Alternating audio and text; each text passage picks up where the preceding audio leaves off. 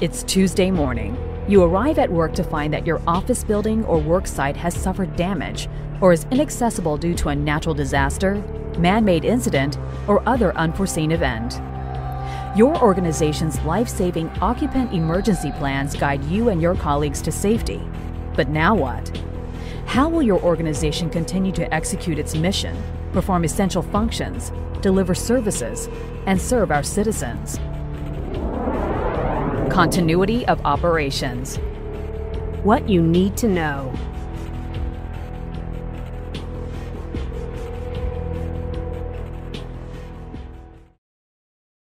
Citizens, stakeholders, and other organizations count on you, especially in times of crisis. Continuity planning ensures that while certain assets of an organization may have been damaged, the organization as a whole does not fall victim to the event.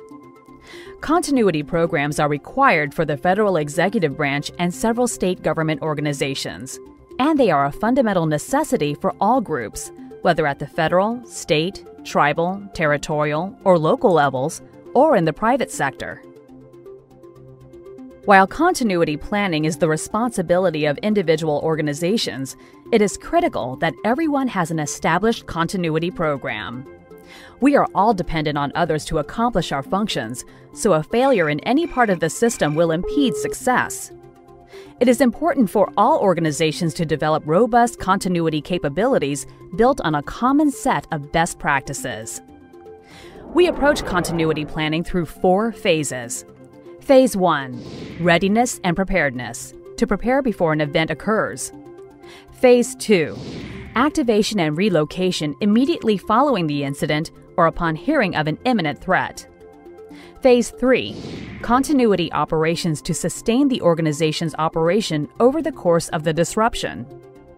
The last phase, Phase 4, reconstitution, brings your organization back to a steady state at your original building or in a new location. No matter your role in your organization, everyone has a role in continuity planning. Between natural disasters, man-made incidents, and other unforeseen events, every organization must prepare for an emergency before it occurs. It's better to ask the hard questions now and to plan for them, rather than to scramble when an event occurs. This brings us to the first phase of continuity planning: readiness and preparedness. In Phase 1, organizations must make the commitment to dedicate funds, resources, and time to continuity planning. While it can be difficult to invest scarce resources on plans and programs that will hopefully never be implemented, much like homeowners insurance, it is absolutely critical and more cost-efficient to do it now rather than to wait and deal with the fallout later. Continuity programs don't need to be expensive. They should actually be rolled into your daily functions. So it's not even an expense that you normally would see. It's a business process. It's a thought process that we have to go through. How do we instill continuity into our daily operations? Continuity plans may be activated for events that occur with or without warning during and after business hours. This introduces the second phase of continuity planning: activation and relocation. After carefully considering the situation, your organization's leadership will decide whether or not to activate the continuity of operations plan. Your organization will have to weigh the extent of the damage and the projected duration of the event, while taking into account any intelligence reports regarding the nature of the threat. Clear and redundant communications are an integral part of a successful continuity program. For example, how will your organization notify you and the other staff members that it has decided to activate the plan? What information is relayed in the message? What if phone lines, cell phone networks, or email servers are down? Communication is critical at the onset of the emergency, when your organization must be able to communicate with its employees, partners, and the public. Organizations may rely on simple manual telephone call tree procedures or an automated calling system that delivers a recorded message. But emergency communications involve more than just a one-way, top-to-bottom information flow. As a member of your organization, you need to be able to report your status. Have you been injured? Are you able to work? An accountability process must be in place to know who is ready to support the organization. We found that when agency leaders had an understanding of how an event affects their operations and their essential functions, understanding the chain of command and the different roles and responsibilities of themselves as well as their staff, and having contact information, they were far better along in having a successful response to an event than if they didn't have those three things. Once the continuity plan has been activated, key staff members, known as the Emergency Relocation Group, will typically relocate to an alternate facility while the majority of staff is directed home. The Emergency Relocation Group, which might be known by another name at your organization, will be responsible for conducting essential functions from the alternate site. The group will not continue all of your organization's day-to-day activities, as continuity of operations focuses on conducting only the core essential functions that stakeholders and citizens depend on. The Emergency Relocation Group should have all essential functions up and running within 12 hours of the plan's activation. Depending on the situation, it may be helpful to deploy the Emergency Relocation Group to the alternate facility in phases. For example, an advanced team may arrive first to set up the facility for the rest of the group, opening doors, establishing computer systems, testing communications, and generally readying the site for the arrival of the other team members. Organizations must also consider transportation disruptions. What if you and your fellow staff members cannot access the alternate facility? The incident may have led to road closures, or it may have shut down public transportation. How else can you get to the site? Another critical planning element that deals with activating the plan and relocating personnel is coordination with others. Depending on the situation, your organization may not be the only one affected by the event. For example, was there a government-wide mandate to relocate? What are the neighboring organizations doing? Is the entire city evacuating? Is local law enforcement preventing the use of certain roads? Coordination is integral to ensuring a smooth execution of any continuity plan. When planning, organizations must define their essential functions, then determine if a physical location or option such as telework supports those functions. Organizations may find telework to be a viable part of their continuity strategy in lieu of a brick-and-mortar alternate facility. This may be a good strategy if individuals can accomplish the organization's essential functions from their homes or other locations. Keep in mind that telework relies on the availability of telephone and cellular communications, IT networks, electric power, and external service providers, all of which may have been disrupted by the incident. It is advisable to establish a small physical location where senior leaders can congregate to expedite decisions. Now consider what would happen if none or too few of your employees were able to relocate to the alternate facility or even to work from home.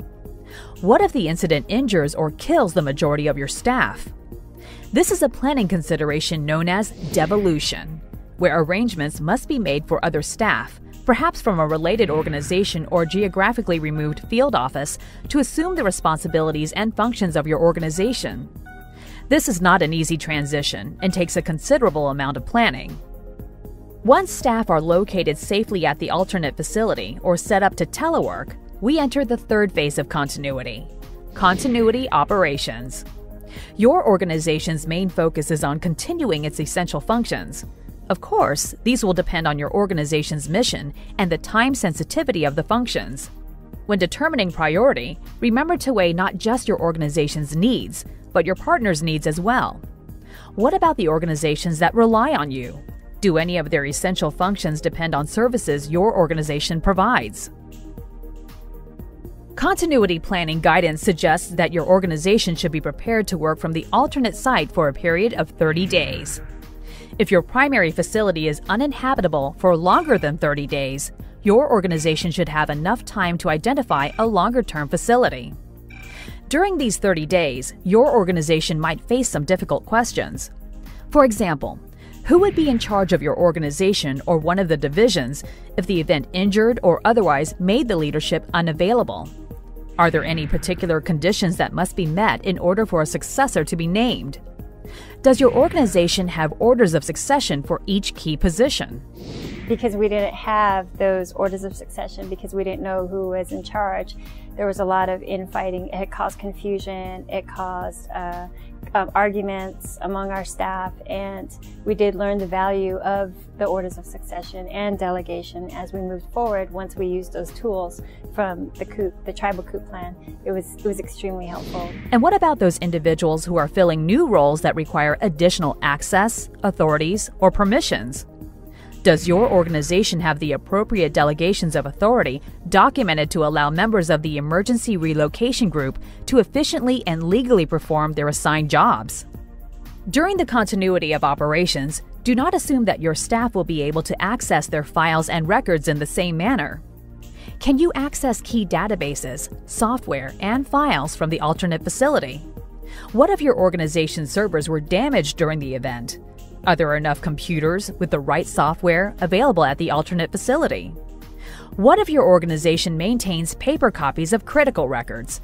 How would you access those records from your alternate site? You cannot always count on your vital records being available.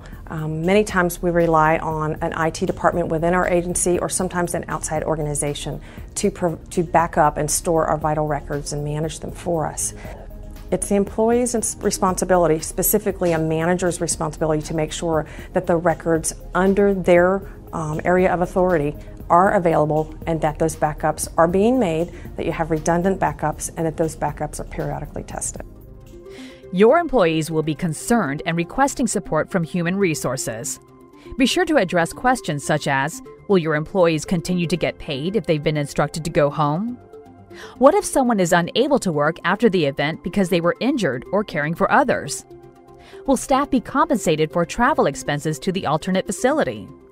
Does your organization have a process to deal with employees' stress, grief, and health? How will your employees balance their own needs with their responsibility to your organization?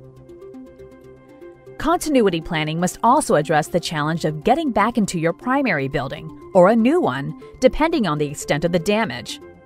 This is Phase 4, Reconstitution. Reconstitution must start soon after the event. The sooner reconstitution starts, the sooner your organization will be able to return to full capacity. A team should be dedicated solely to managing reconstitution. Representatives from building management, security, human resources, and finance all need to come together to plan, monitor, and help execute the successful reconstitution of your organization. Staff on the reconstitution team may help with initial damage assessments and provide an evaluation of damaged inventory. They may also take part in ensuring that the new or repaired facility meets the needs of the organization, that all the equipment and supplies are available, and that the building is safe and ready for re-entry. Once the permanent facility is ready for occupation, it may be best to restart operations in phases. This will allow members of the Emergency Relocation Group to continue the mission at the alternate facility, while the rest of the staff gets settled at the new building. Senior leadership may need to re-enter the building first to reassure staff members that the building is safe. Reconstitution planning is a considerable undertaking, requiring extensive coordination and teamwork, and necessitating attention to detail to ensure the long-term success of the organization. To recap what we have discussed during this video, continuity programs exist to ensure the delivery of your organization's essential functions, and do so by accounting for the maintenance and preservation of continuity through leadership, staff, facilities, and communications and technology. So what can you do now, prior to any incidents, to make the continuity process easier? As an organization, identify your essential functions. What resources are required to accomplish them? Develop an overall concept for how your organization will continue those functions. Identify, obtain, and equip an alternate site that can accommodate the personnel and equipment necessary to perform those essential functions. Think creatively on identifying an alternate site. It may be a conference room in another organization's office, a mobile office, or a warehouse where desks and equipment can be established quickly. The needs of the alternate facility will depend on your organization's function. Most importantly, The alternate site needs to be established in a geographic area that was not affected by the same incident, yet is still practical for your staff to relocate to. Develop written plans and detailed procedures to enable your organization to efficiently achieve your concept. Train and educate your staff, all staff, on the plan and their roles and responsibilities during an emergency.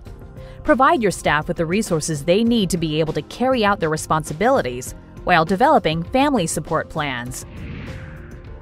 Conduct exercises to validate the plan and further refine it.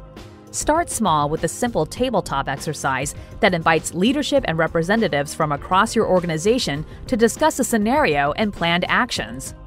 Then, using a building block approach, include more people and exercise specific parts of the plan to see how each piece functionally works. Finally, conduct a full-scale exercise with the staff stopping work and relocating according to the plan. Work with other organizations. Discuss your plan and how it may affect them. Find out what their continuity plans are so that you can maximize and coordinate resources. Test, train, and exercise together so that you are all better equipped to face the emergency together. So what can you do now, prior to an incident, to make the process easier? As an individual, Take part in your organization's continuity programs. we each individually have a critical responsibility to participate in continuity. Get involved. Join the continuity working group to lend your expertise and perspective to the process. Participate in training and exercises. Help new colleagues understand the program. Create a family support plan. Discuss with your family how you will communicate during an emergency, where you'll meet, how children and pets will be cared for. The more you can do now to ensure your family is cared for, the more you'll be ready to support your organization's mission during the emergency. Think continuity in everything you do at work. The goal is to establish a culture of continuity across the organization. Continuity needs to be part of your daily activities, not something you think about only during exercises or real events. Are you taking your laptop home at night? Are you saving your critical files where they can be accessed from the alternate site? Are you ready to relocate without warning?